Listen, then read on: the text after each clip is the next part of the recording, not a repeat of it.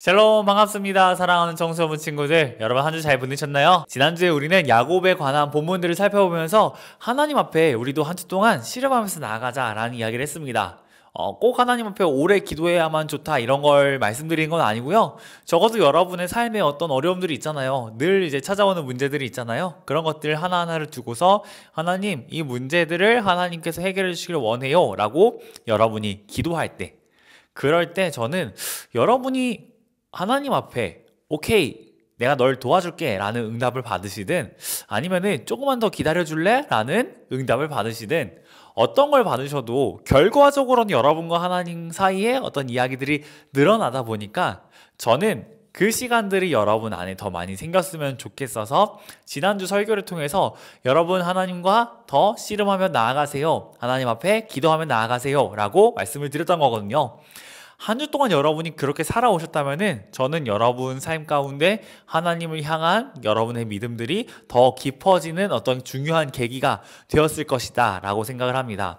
그리고 여러분 한 주 동안 그렇게 살지 못했다면은 괜찮습니다. 이번 한 주 동안 또 주님 앞에 씨름하며 나아가면 되기 때문에 돌아오는 한 주도 여러분 꼭 힘냈으면 좋겠고, 설교를 마치는 게 아니라 우리 함께 하나님 말씀 살펴볼 텐데, 영상을 통해서 오늘도 우리에게 주시는 주님의 말씀을 같이 읽도록 하겠습니다. 여호와께서 요셉과 함께 하시고 그에게 인자를 더하사 간수장에게 은혜를 받게 하시매, 간수장이 옥중 죄수를 다 요셉의 손에 맡김으로 그 재반 사물을 요셉이 처리하고, 간수장은 그의 손에 맡긴 것을 무엇이든지 살펴보지 아니하였으니 이는 여호와께서 요셉과 함께 하심이라. 여호와께서 그를 범사에 형통하게 하셨더라. 오늘은 야곱의 11번째 아들이자 가장 사랑하는 아들 요셉에 대한 이야기입니다. 오늘 우리가 살펴본 이 본문은 굉장히 짧지만 다루는 내용들은 조금 더 길 거예요. 하지만 주제는 한 가지입니다. 고난과 유혹이 찾아올 때 우리는 어떻게 해야 되는가 라는 것입니다. 요셉의 삶을 보면요, 그가 의도하지 않게 찾아온 고난들이 참 많습니다. 예를 들면은 요셉은 그냥 태어났을 뿐인데 아버지 야곱이 그를 지나치게 편애합니다. 그런가 하면은 요셉은 그냥 꿈을 꾸었을 뿐이거든요. 그리고 그 꿈을 물론 눈치가 좀 없긴 했지만 형들에게 말했을 뿐인데, 근데 형들의 더 많은 어떤 분노를 사게 됩니다. 그러면서 결과적으로 요셉은 형들의 손에 의해 살해당할 뻔했으나 가까스로 이집트의 노예로 팔려가는 정도로 마무리됩니다. 그리고 요셉은 그곳에서도 참 많은 고난들을 경험하는데요. 그는 노예로 팔려갔지만 그곳에서 또 다른 어려움을 만나면서 자신은 아무 죄도 짓지 않았는데 감옥에 갇혀버립니다. 그것도 일반 죄수들이 갇히는 감옥이 아니라 정말 고위직들에게 잘못한, 예를 들면 뭐 왕에게 잘못을 했거나 아니면 정말 신분이 높은 사람들에게 잘못한 그런 사람들만 가는 감옥에 따로 갇히게 됩니다. 그렇다면 이 사람들은 더 극형에 처할 가능성이 높기 때문에 굉장히 자신의 미래에 대한 두려움이 많지 않겠습니까? 뿐만 아니라 요셉은 가만히 있었을 뿐인데 유혹도 당합니다. 이 요셉이 보디발이라고 하는 사람의 집에 노예로 팔려가거든요. 근데 보디발의 아내가 그를 성적으로 유혹합니다. 그리고 요셉은 이런 모든 유혹들 속에서 넘어지지 않고 자신의 믿음을, 또 자신의 순결함을 지켜나갑니다. 그렇다면은 사랑하는 여러분, 하나님께서 이 요셉의 불쌍함을 보고 또 요셉의 순종을 보고 도와주셔야만 할 것 같지 않습니까? 그런데 하나님은 기다리도록 하십니다. 마치 여러분이 지난 한 주 동안 하나님 앞에 씨름하며 나아갔지만, 그렇지만 여러분들 중에서는 아마 하나님께서 생각보다 나를 좀 오래 기다리게 하시네. 나는 금방 응답을 받을 줄 알았는데 하나님 생각보다 내 기도에 빨리 얘기를 하진 않으시네. 이렇게 빨리빨리 좀 답장이 오면 좋겠는데 하나님 생각보다 오래 나를 내버려 두시네 라고 생각하는 친구들이 분명 있었을 거예요. 요셉도 마찬가지였습니다. 그 시간이 너무 길어지니까 요셉은 너무너무 고통스러워서 절규하기도 합니다. 하지만 요셉은 끝까지 하나님에 대한 자신의 믿음만큼은 포기하지 않습니다. 사랑하는 여러분, 이게 저와 여러분에게 굉장히 중요한 포인트거든요. 성경을 보면은 요셉이 하나님과 함께한다 라는 기록이 제법 많습니다. 그리고 요셉이 함께할 뿐만 아니라 형통하다, 하나님으로 인해서 형통해졌다 라는 표현들도 계속 등장합니다. 이걸 통해서 알 수 있는 게 뭐냐면요, 요셉은 자기가 억울한 상황 가운데 빠져 있고 자신이 예상하지 못했던 어려움 가운데 계속 들어가지만 그럼에도 불구하고 내가 이런 상황 가운데서 형통할 수 있네 라는 것들을 통해서 하나님은 지금 여기에서도 나와 함께 하시는구나 라는 것을 경험할 수 있게 됩니다. 아버지 집에서만 하나님을 만날 수 있다라고 생각했는데 저 먼 이집트 땅에 가서도 하나님을 만나게 되고 우리 주인의 집에서만 하나님을 만난다라고 생각을 했는데 감옥까지도 하나님은 나를 찾아와 주시는 것을 요셉이 경험합니다. 그러면서 요셉은 절대로 내가 이런 상황 가운데서 믿음을 포기할 수 없구나 라는 것을 깨닫게 되거든요. 사랑하는 여러분, 저 여러분 가운데도 그런 믿음이 있길 원합니다. 하나님은 여러분이 어느 곳에 있든 여러분과 끝까지 함께 하십니다. 그리고 여러분을 포기하지 않을 뿐만 아니라 여러분을 형통하게 하십니다.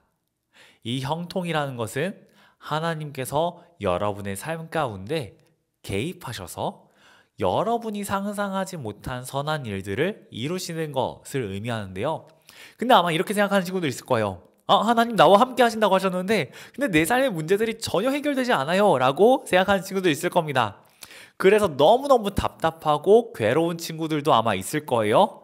그렇다면은 여러분 이 사실을 기억하시길 바랍니다. 저는 이게 여러분에게 가장 근본적인 선이라고 생각해요. 우리가 가장 먼저 경험할 수 있는 형통함이지 않을까 생각을 하는데 무엇이냐면은 바로 예수 그리스도입니다. 여러분이 예수님을 만나는 것이에요. 형통이라는 거는 그냥 내가 무조건 잘 풀리고 이런 걸 의미하는 게 아닙니다. 가장 먼저는요, 하나님이 나와 함께 하시는 게 형통함의 가장 첫 번째 단계거든요. 예수님이 여러분과 함께 하십니다. 그리고 예수님이 여러분의 마음을 다 아세요.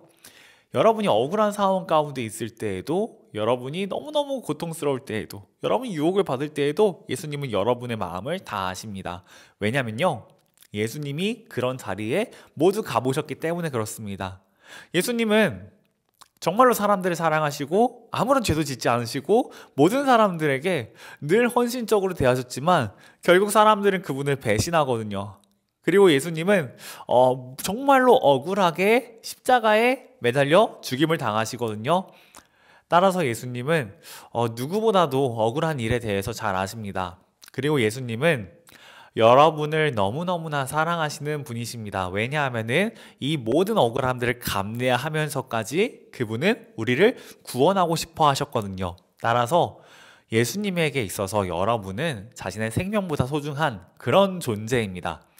그러므로 여러분은 예수님이 나와 함께 하신다라는 것을 불신할 이유가 전혀 없어요. 이게 여러분이 얻고 싶다고 해서 얻을 수 있는 건 아니거든요. 그냥 하나님이 주신 선물이어야 됩니다. 따라서 저는 이거야말로 예수님과 함께하는 것이야말로 우리가 누릴 수 있는 첫 번째 형통함이라고 생각을 합니다. 그리고 우리가 요셉보다 더 낫다라고 생각할 수 있는 어떤 이유이기도 한데요. 사랑하는 우리 모든 청소년부 친구들, 돌아온 한 주 여러분이 학교에 가서든 아니면은 여러분 집에서든 학원에서든 여러분을 죄로 인도하려고 하는 유혹들이 분명히 있을 겁니다. 누군가에게는 요셉처럼 성적인 유혹일 수도 있고요. 또 누군가에게는 친구를 미워하고 싶은 마음들일 수도 있습니다. 또 누군가는 내가 하지 않은 일에 대해서 억울한 일을 당할 수도 있습니다. 무고함에 빠질 수도 있어요. 그게 여러분의 마음을 괴롭게 할 수도 있을 겁니다. 그런데 그런 모든 상황 가운데서 하나님은 여러분의 편이시고 하나님은 여러분을 내버려 두지 않고 하나님은 여러분과 함께 하신다라는 사실을 기억하시길 바랍니다. 그리하여서 정말로 우리를 내버려 두지 않으시고 우리의 모든 마음을 아시고 우리를 평안의 길로 회복의 길로 인도해 주시는 하나님의 손을 여러분이 경험하실 수 있었으면 좋겠습니다. 그렇게 형통한 한 주를 살아가시는 우리 모두가 되기를 간절히 축원하며 제가 광고하고 마치도록 할 텐데요. 먼저 첫 번째 광고입니다. 학습 입교 세례 신청을 받고 있습니다. 이게 뭔지 궁금하시다면은 아래 하단의 링크를 꼭 클릭해 주시길 바라고요. 제가 짧게 설명을 좀 드리자면은 여러분 중에 4월 20일까지 만 14세가 된다 하는 친구들은 해당이 됩니다. 따라서 여러분 해당된다면 꼭 클릭하시길 바래요. 신청 기간은 3월 30일 주일까지입니다. 그래서 여러분 많은 신청을 부탁을 드리고 인생에 한 번뿐인 세례이기 때문에 고민하지 마시고 아직 안 받으셨다면 꼭 신청하시길 바랍니다. 그리고 세례뿐만 아니라 여러분 혹시 유아 세례 받았던 친구들은 입교 대상자거든요. 따라서 유아 세례를 받았다 하지만 입교는 안 받았다 하는 친구들은 꼭 입교 신청해 주시길 바랍니다. 네, 두 번째 광고입니다. 3월 22일 토요일부터 8시에 저희 교회 2층 청년부실에서 함께 성경을 읽는 시간을 가지려고 합니다. 벌써 신청한 친구들이 몇몇 있거든요. 여러분 꼭 우리가 함께 성경 읽는 시간 가운데 나오셨으면 좋겠어요. 그래서 이 성경을 읽음으로, 여러분 입술로 직접 함께 돌아가면서 읽음으로써 하나님의 말씀이 어떤 내용이 있는지도 알고, 또 이 말씀이 내가 기대했던 것보다 훨씬 달구나 라는 것들도 경험하는 아주 귀하고 복된 시간들을 갖길 소망합니다. 네, 이 시간은 최병선 선생님 그리고 또 저와 함께 하기 때문에 여러분 분명 맛있는 게 있지 않을까요? 많은 기대를 하면서 또 여러분 배고픈 그 배 그대로 나오신다면 우리가 함께 주의 말씀도 먹고 또 맛있는 것들을 먹을 수 있을 것 같으니까 많은 기대하시면서 나오시면 좋겠습니다. 네, 그러면 우리 다음 주에 또 만나도록 하겠습니다. 여러분 한 주도 힘내시고 우리는 다음 주에 만나겠습니다. 감사합니다.